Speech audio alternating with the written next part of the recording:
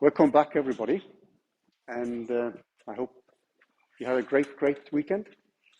So the topic today is a little bit on the side.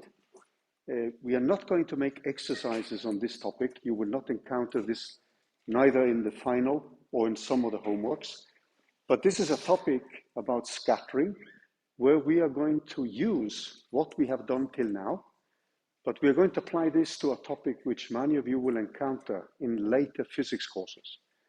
So if somebody of you is going to venture into, let's say, particle physics or nuclear physics, or you're going to do solid state physics where you're looking at scattering of particles towards something, this is actually a topic where we can use essentially what we have and get something which we can relate to experiment.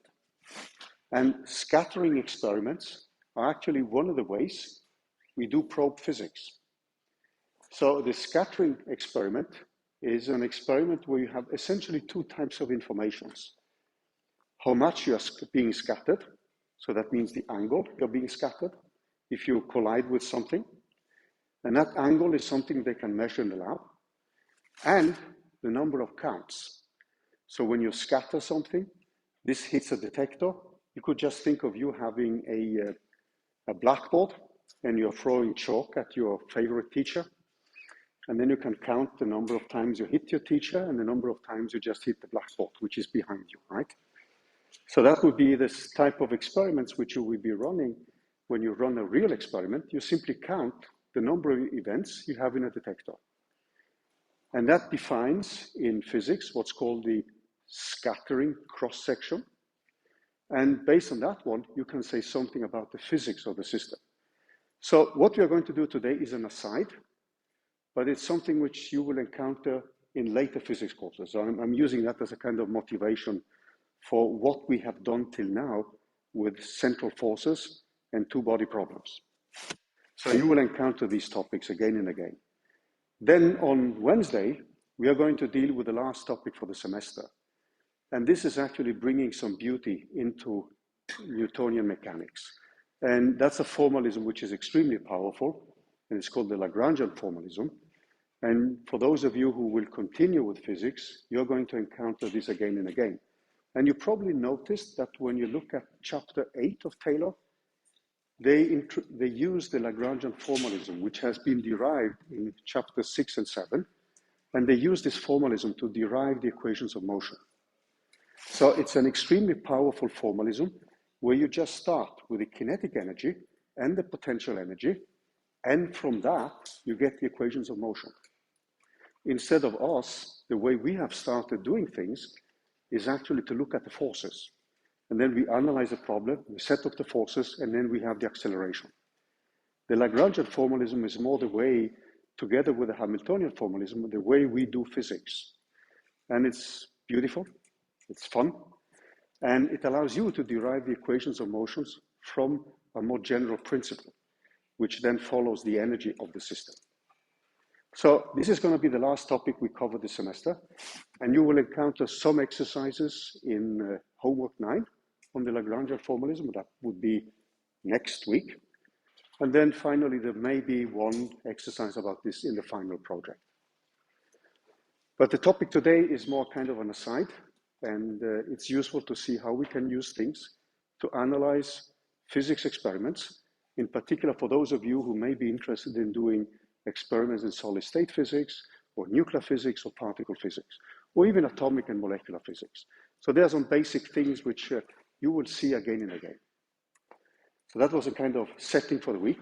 And then Friday, we are going to basically discuss the midterm. So Friday is only midterm, and I will not give any lectures and take away time from the discussion of the midterm. Any questions so far?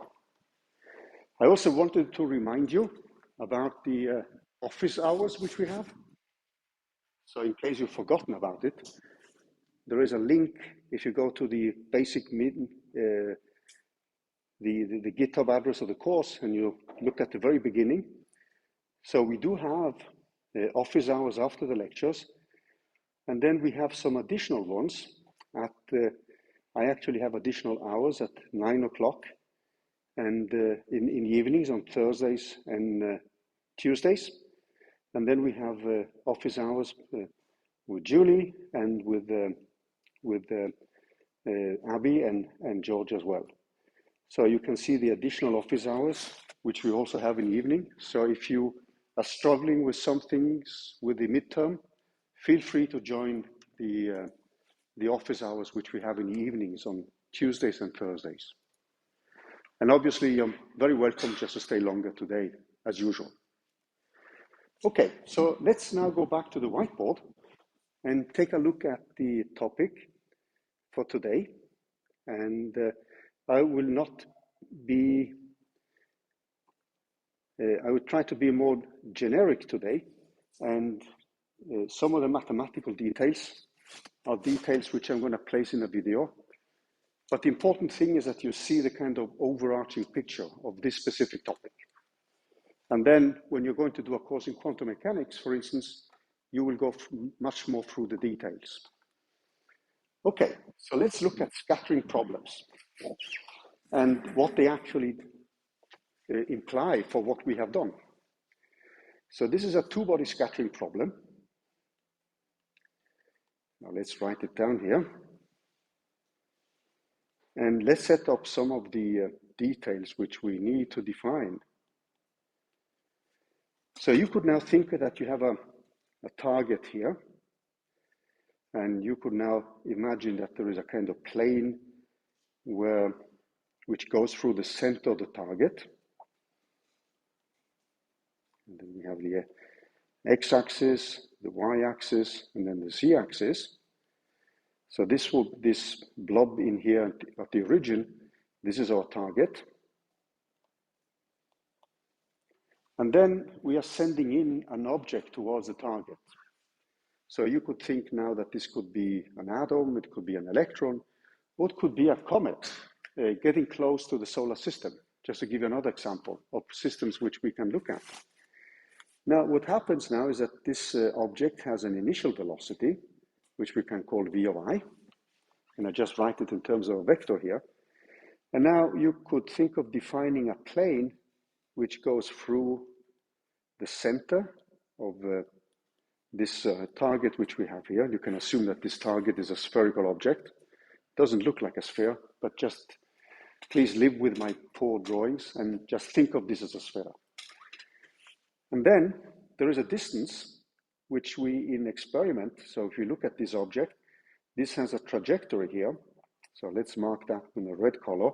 So it comes in with a trajectory. And then depending on the type of potential which you have, which it feels from the target, this could be a potential which could be repulsive, or it could be an attractive potential. So suppose now that when it gets closer, it starts feeling the target. And then it gets deflected in one way or the other one. But let's suppose it gets deflected like this.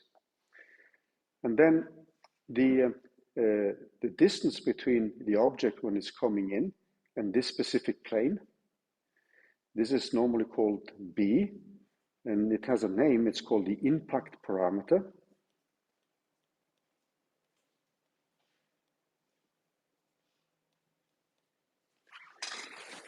So that is the distance. You can think of this trajectory as being perpendicular. So this B represents the perpendicular distance from the trajectory of this object to the plane which goes through the center of the target. So B is the perpendicular distance from the trajectory of the object to the plane which goes through the center of the target. So you could now think of this as the plane in the XY direction, and that this B runs along the Z direction, and that will be perpendicular to the XY plane. So B is called the impact parameter. And then if you now think of the angle at an infinite distance, so if we now continue and draw a line here, and then look at this specific angle here, and then we draw a straight line which follows the object at an infinite distance away from the target, this f of v here. So we look at this specific angle, so we call this angle theta, And this angle is called the scattering angle.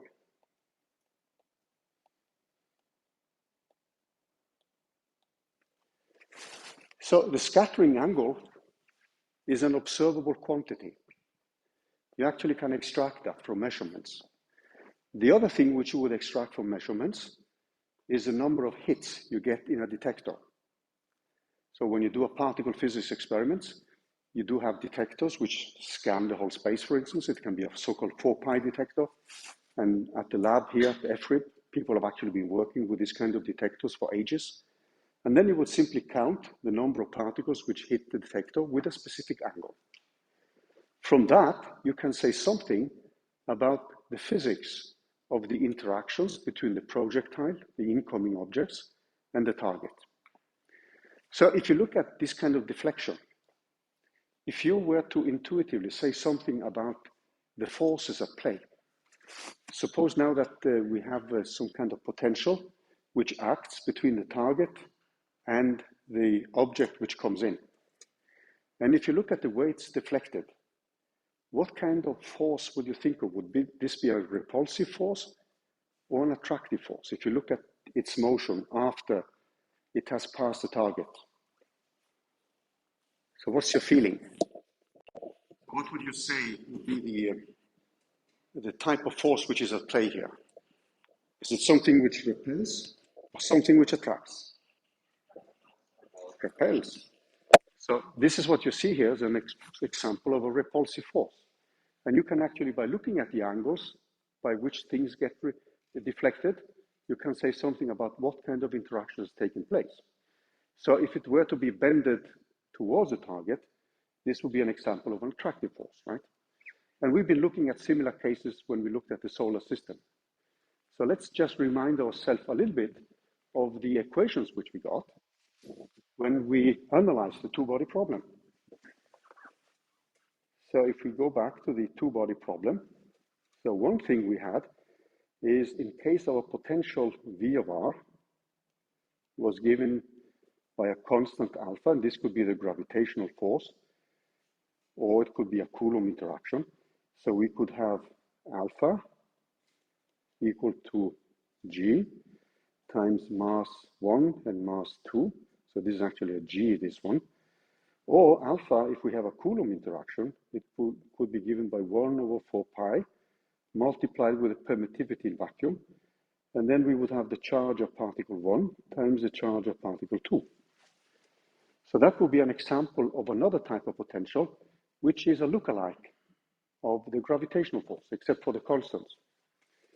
Now, one of the things we saw then, if we had this kind of attractive potential, is that the solution R, when we went to polar coordinates, was then given by C and 1 plus this eccentricity times a cosine of phi.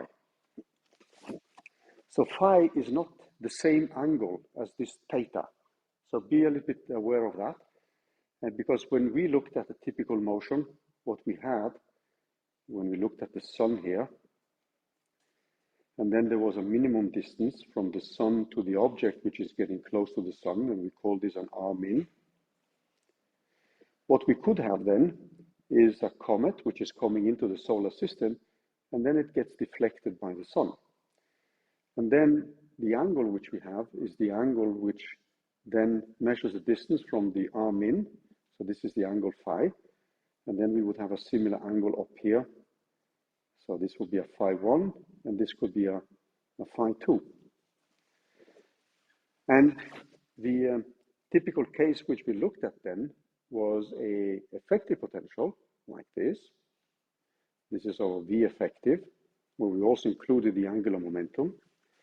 And then we had an R min, which was given by this distance here. So the origin is the sun here. And then this is our R min. We could also have what we said a force, and we looked at the solution of that last week, which was an alpha divided by R. And then the solution R of phi is given by this same constant C, which contains the angular momentum. But then we have an epsilon cosine phi minus 1 here. That was the case of a repulsive force. Now, when we now look at this scattering case which we have, let's make the drawing again and bring in many of the constants we're interested in. So this is the target, which we place here. We have the trajectory of this incoming object. So we have our particle. It could be a particle which comes in, an electron, or it could be an atom or molecule or whatever kind of object we're looking at. The distance, which is perpendicular to the plane, from the trajectory of the particle to the plane which goes through the center of the target, is something we call this has a value b, which is the impact parameter. Now, when we now look at the analysis of this problem with what we have seen till now, when we look at a trajectory like this, then there would be an r min here. This distance here is our r min, the same r min which we analyzed previously. And then we have our solution is given now in terms of this angle phi. So we would have an angle phi, which now determines when we look at the object here. So there will be an angle phi here. There will be another angle depending on where we are. So if we place ourselves up here, there will be another angle. So this will be an r as a function of phi. Now, what we are interested in is the angle which it makes out here when it's far away from the potential or from the target itself. So this angle is an angle which I'm now going to draw through a line here, just to bring it back again. So this is going to be an angle theta, and this is the so-called scattering angle. And so what we're going to say now is that when r is given by minus infinity, that means far away. So you can think of your object coming in from minus infinity. Then we will say that the energy of the system is given by the kinetic energy. So this object, now we are looking at the reduced mass. So we have already placed ourselves in a central mass system. So this will be given by V of I squared. And we assume that this is different from zero, but there's only kinetic energy.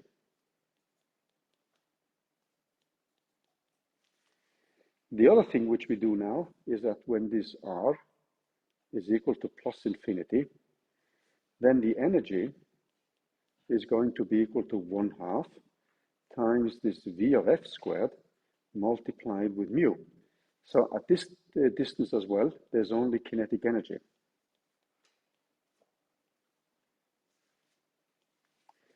So this scattering angle, that is the angle between the incoming and outgoing velocities when the particle is infinitely far away from the target. That's how we define the scattering angle. So what we mean by infinitely far away is something which we have to define depending on the physics of the system. So when we then could think of this being an object which is not under the influence of the target and the potential which is being set up by the target. Then the other thing which we need to think of then is that what we would like to do now is to take our r of phi, which is a theoretical result,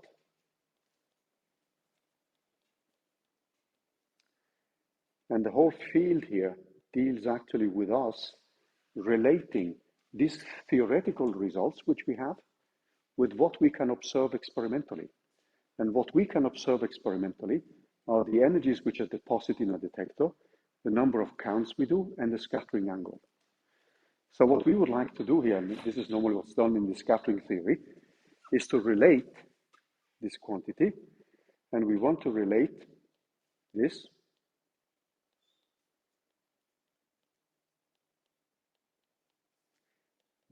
to this angle theta, which is an experimental quantity. I write this as experiment. The cross-section, which in principle is the number of counts which we do, and that's something In some detectors, you can actually hear that you have a hit. So you would typically see something which is being deposited in the detector. And then you would say, there we have one event, there we have another event. And then you can actually reconstruct which kind of energies the particles have, which hit the detector. So the cross-section is something which you can actually extract from an experimental analysis, and the same with the angle. Now, the RFI is our lovely solution of the two-body problem, but this is a theoretical concept. So in scattering, when you now want to relate this quantity to experiment, we have to do some transformations of angles, and there are some geometrical considerations, which I'm going to be a little bit sloppy with, because I wanted just to use this lecture to give you the basic idea. So I hope you can forgive me if I don't go too much into the details. We are not going to deal too much with exercises as well. So this is a topic which serves more as a, a complementary topic, which illustrates how we can use a theory and relate that to experiments.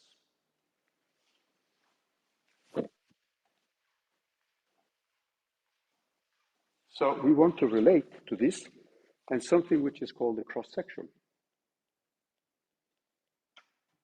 which is normally written as a sigma. And then this parameter B, so this is also an experimental quantity, it was extracted from experiment, and the impact parameter B. Now the impact parameter is a theoretical construction.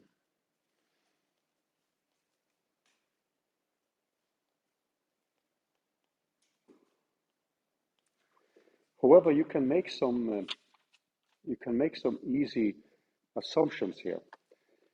Suppose now that you have B equal to 0. If you go back to this drawing here, and you put this distance B equal to 0, if you now use your intuition, which angle would you expect as a scattering angle if you have B equal to 0? Yeah, exactly. So the angle would be 180 degrees, because it's a bang-on collisions, and then you just go back again. Because you have B equal to 0, and that means you hit the target bang-on.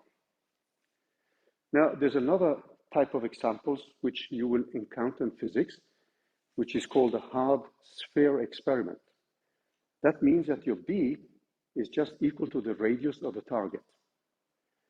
And you could think of that as you colliding or just you playing billiard, and then you just hit a billiard ball, and then you have a typically hard sphere interaction, right? So none of the objects get destroyed, but you just get deflected because you have a B value, which is equal to the radius of the target. So when you collide them, you just get deflected in a specific direction, depending on the energy and the angle you're coming in with. So that's another type of examples which you will encounter in many physics cases. It's called a hard sphere result, and that has also a nice analytical result, which you can then use when you compare with experimental results on the cross sections.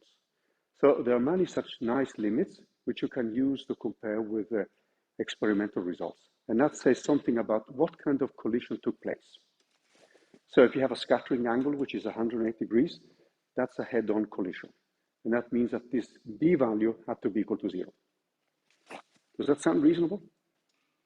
Okay, good.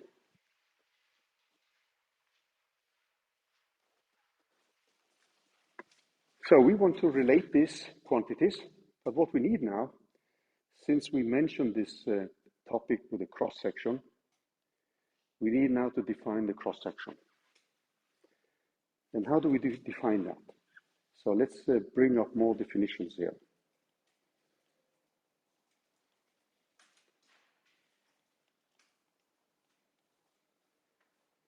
So we need to define the cross-section. And that's the quantity which we are going to actually relate to experiments, because you can actually count the number of experiments, number of events which you have. So we need to define the cross-section. We need to define something like a target assembly.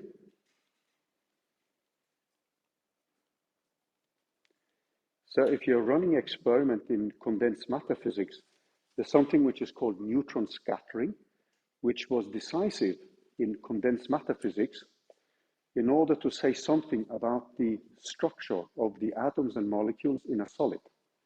So the way you would have a beam of incoming neutrons and the way they got scattered would tell you something about the positions of the ions or the molecules in a solid. So many solids, they exhibit this kind of, how to say, lattice-like structures, and the atoms and or the molecules, the ions or whatever you have in that specific material, they would be placed in specific lattice positions. And between these positions where the ions are, there would just be close to emptiness. And the way a neutron then gets deflected can tell you something about the structure of a material. And that has important consequences for the material properties, for instance, the reactivity of a material. So one typical assembly would be something like this. So you could now think of having a material. So let's put this in the plane.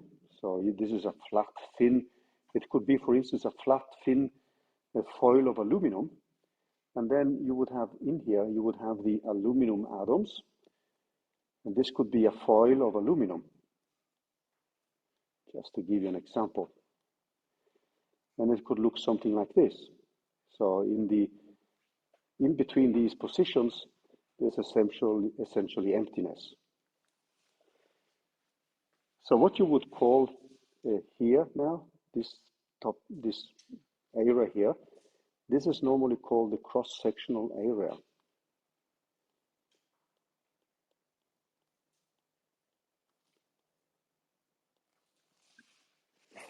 Now, what you have here, on the other hand, what we could now mark with a color. So the whole area here, which is marked like this would be the total area. So let's just call this would be the total area. And let's just call that for A. Then, what we need to define is something which we are going to call a rho of T, which is the number of targets. So we could think now of every such atoms in this thin foil as a target. So we are thinking of number of targets per area.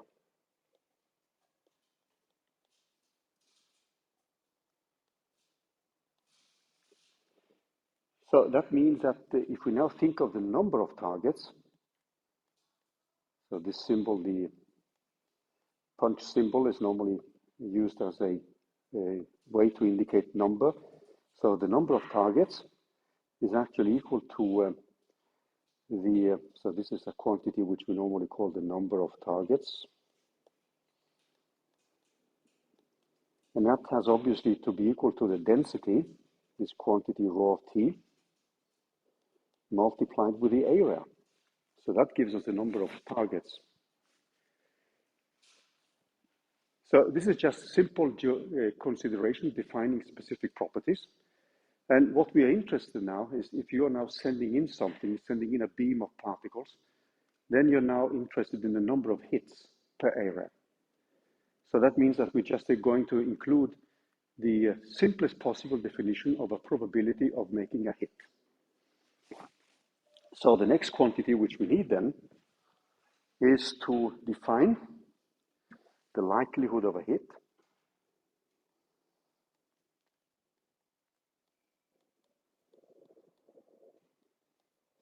Of making a hit.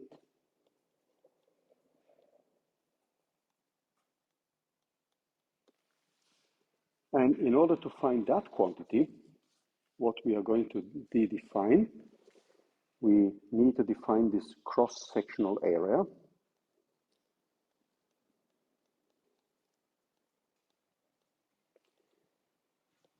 And this is something we would define as sigma, and that's given by pi multiplied with r squared.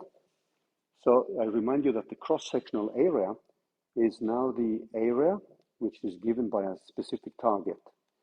So this is a target with radius r.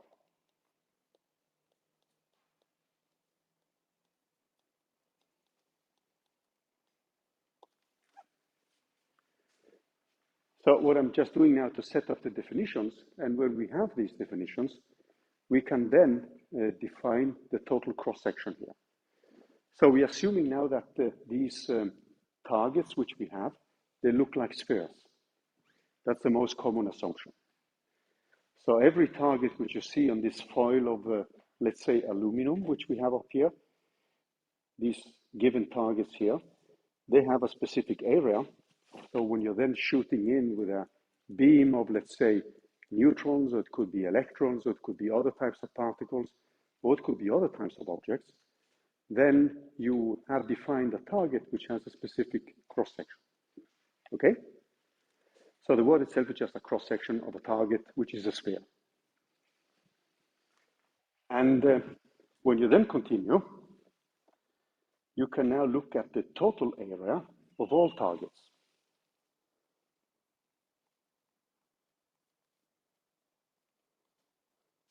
Of all targets, that has to be given by this cross-sectional area. That's the area of one specific target. So that will be given by this quantity sigma. And then it's obviously multiplied with the density of targets, multiplied with the total area. So that would be the total area which is spanned by all targets.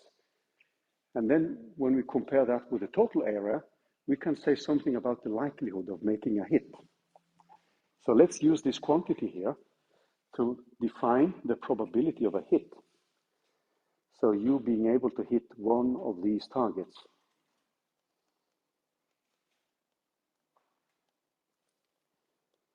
So the probability of hit is something which we will define as the area occupied by targets,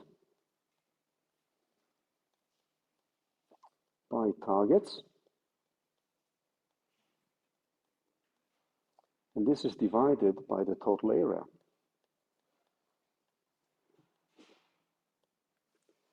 And you can show that this one then becomes, when we plug everything in here, this is going to be the density of targets multiplied with the total area, multiplied with this cross-section area, divided by A, and that is simply given by this density of targets multiplied with sigma. And the quantity which you extract from experiment is actually this one. And you want this as a function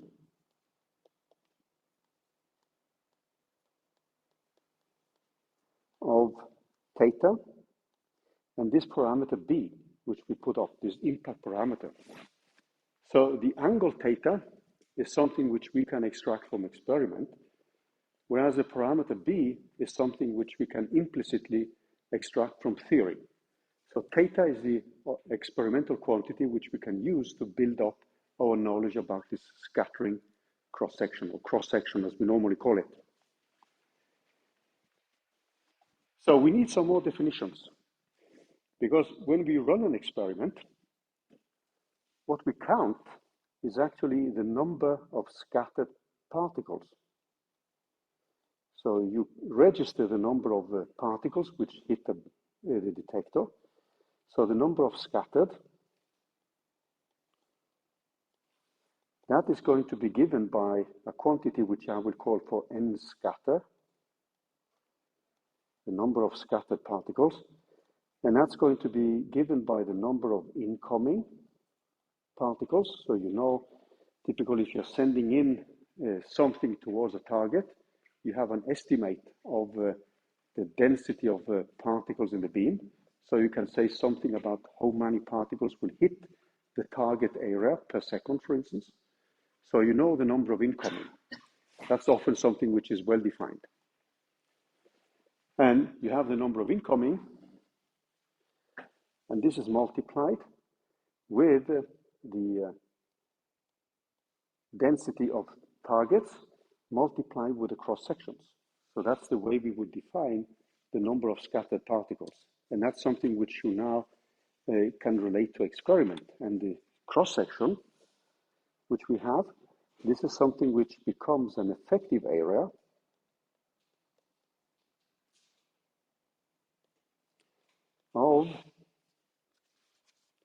the target of the target, or the targets in our case, interacting. So if you have only one target, then it's obviously just a target which interacting with a beam of projectiles or particles.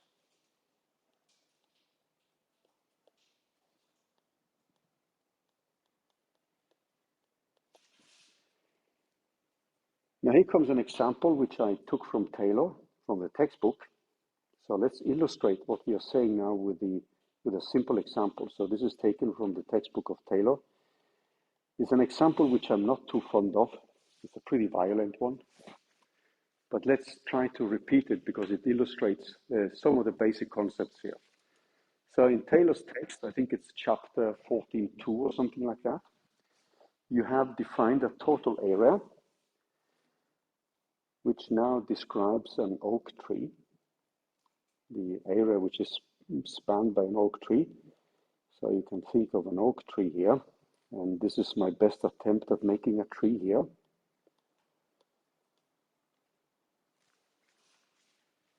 Does it look like a tree? Could be. But let's assume now that this is a tree. And in this tree, there's a quantity of pigeons. Actually, that reminds me of my grandfather because he hated pigeons. And they had a tree on the farm. And these pigeons were always, the tree was close to the house. And the pigeons also leave something, which is not always pleasant. And there was a matter of irritation for my grandfather. But anyway, he did not turn violent. But in the textbook of Taylor, there is now a set of pigeons here. So let me try to illustrate a pigeon. This is getting difficult actually. So suppose this is a pigeon, right? And so on. There are many of these here. So in the example, you have a total area, which is given by 150 square feet. The textbook is a way pretty consistent in not using imperial units, but in this case, it actually switches back to feet instead of meters and so on. And then you have 50 pigeons.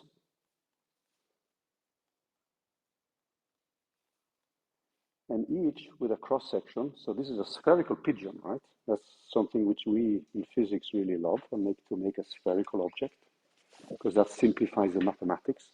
You probably heard this joke about the spherical cow, right? That's a standard approximation. Let's assume there's a spherical cow. Now we assume there's a spherical pigeon. And each of these pigeons, they have a cross section, which is 1/2 square feet. Maybe a big pigeon, actually. I don't know. And then, if you're irritated by these pigeons, which you shouldn't do, which you shouldn't be, then you could fire 60 bullets. No, sorry, I want to put that one at random. So you fire 60 bullets randomly, and then you ask yourself, what is the number of hits?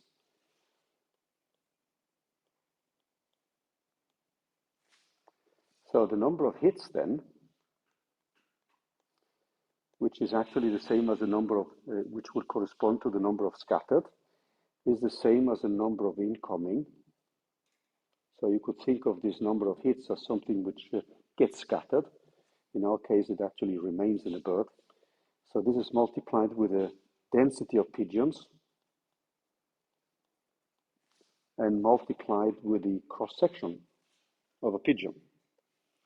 So if you plug in the number now, you can find the density of pigeons. And this is something which you would typically do. So when you're running an experiment, and if you're sending a beam towards a target, this target was traditionally, in old experiments, that could be a foil of a specific metal. It could be aluminum foil, it could be a beryllium foil, and so on. And you knew then what was the density of targets from solid state physics. You would have a kind of knowledge of how many such atoms there would be per area. So you could then define, in this case, actually this target of these pigeons, and that's simply the number of pigeons which we have, 50, divided by the total area, that's 150. And that means that we have something like 1 divided by 3, and this is inverse square feet. And then the number of hits, when we put this back again, this becomes 60 times 1/3 of feet squared, inverse squared, multiplied with a cross section of a pigeon, which is a half feet squared. And that means that if you aim towards these pigeons and fire 60 bullets randomly, you should be able to get 10 hits.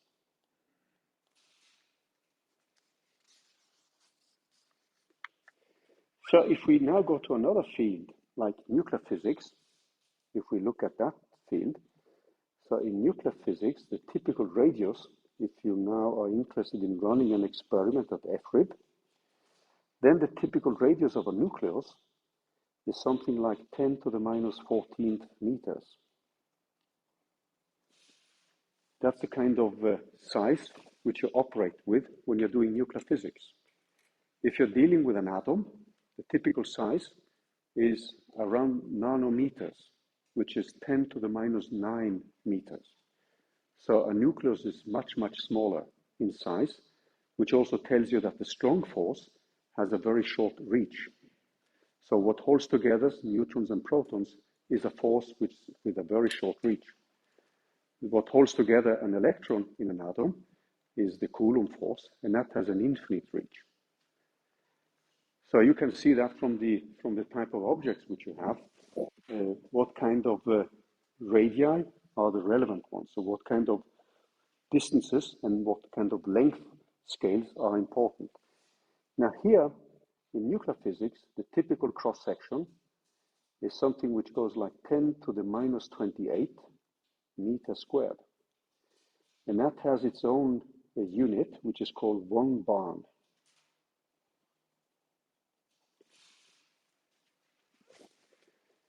So the question which we are interested in now is how can we relate this quantity, theta, and the cross-section. So when we go back to experiment now, what we have is that in experiment, what we have is that we have theta as a quantity which we can extract from experiment.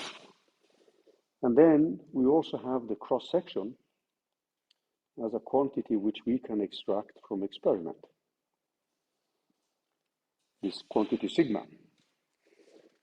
Now, there's a thing which I'm not going to deal so much with, and I invite you to take a look at Taylor's textbook in chapter 14, because there they look at the geometry where you can relate the angle phi in the calculation of the radius with the angle theta, which is the scattering angle, which is the angle between the incoming velocity at infinite minus infinity and the outgoing velocity at infinite plus at distance plus infinity, or far apart from each other, or far apart from the target.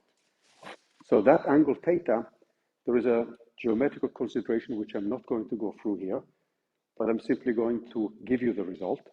So I hope you can forgive me for that, because this is not the aim of this lecture here today, because I wanted more to show you what kind of relation you can obtain by using the results you have from the two-body problem with the analytical expression for the radius, and how you can use that one to extract an analytical expression for the cross-section.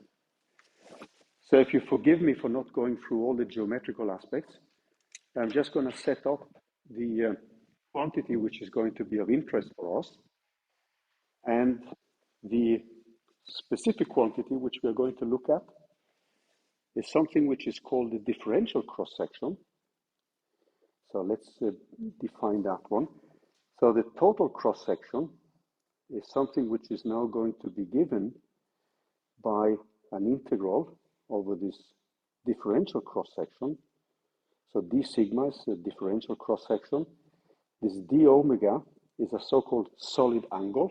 So let me remind you quickly of what that means. So a solid angle, so if you now think of a sphere, and some of you may have seen that in mathematics courses in solid angle. So this is a quantity you will encounter in many physics courses. So you could now think of you being at the center of a sphere, like this. You have a distance out here, an r, and this spans an area out here. So this area defines what is called a solid angle, and this solid angle is normally written like a d omega, and that's the same as the total area. So this is the area A divided by r squared, and you can show that this is given by the angle d phi times the angle theta of d theta, and this phi goes from 0 to 2 pi. So this is in case you're using spherical coordinates, and theta is an angle which goes from 0 to pi. It's common to, because the reason why you use this kind of object is that many of the forces we are studying, they don't depend on the angles. So like the gravitational force depends only on the absolute value of the relative distance between two objects. So that means that we say that the gravitational force is isotropic in space. It has the same value as a function of the possible angles when you go into spherical coordinates. So you have the angle theta and phi. Are you all familiar with spherical coordinates? Yeah, okay, it seems that everybody's more or less nodding here. So this is a transformation you make from Cartesian coordinates in 3 dimensions. You can make a transformation to spherical coordinates, and then you would have angles. Let me just quickly remind you that. So if you go to Cartesian coordinates, from Cartesian coordinates, if you're now looking at a point here, so if you have x, y, z, and this is a point, there is a distance which now defines r. It has an absolute value. This has an angle theta with the z-axis, and then this point is projected into the xy plane, and that has an angle phi. So you can see that these angles phi takes values from 0 to 2 pi, whereas the angle theta takes value from 0 to pi. So this is a common transformation which you will do in physics often. We did that for polar coordinates for the two-body problem because we found that angular momentum was conserved, and then we could actually reduce the problem to a two-dimensional problem. But in general, you would deal with spherical coordinates. And this is a way to make a transformation of your system, and the forces, they depend only on the magnitude of the relative distance between two objects. So that means that when the force points in different directions, it's actually independent. Its value, it's independent of the angles. So it takes the same value. And that's something which we call an isotropic force, or an isotropic object. Iso for Greek, which means equal, so it's equal in all space. Okay, so this is a kind of long digression, but we can show, and I want to make a long story short here because I'm not, so we can actually show that this guy here can be written as B times dB, this is impact parameter, and it's divided by sine theta divided by d theta. So I see that my time is running out, so I'm going to sneak in 5 minutes on Wednesday to wrap up this topic. There are some geometrical considerations, some small intermediate steps, which I've taken the liberty of not going through. They are not that exciting, and they're also well discussed in Taylor's book. So on Wednesday, I'm just going to wrap up this discussion, the first few minutes, and then we move to what I think is one of the really mathematically fun topics of this course, the Lagrangian formalism. And that's going to keep us busy the rest of the semester. Any questions so far with what we went through today? So this is an aside. You will not get exercises on this topic. but I wanted to mention it because it's something which gives us a broader perspective on the two-body problem and how we can use it.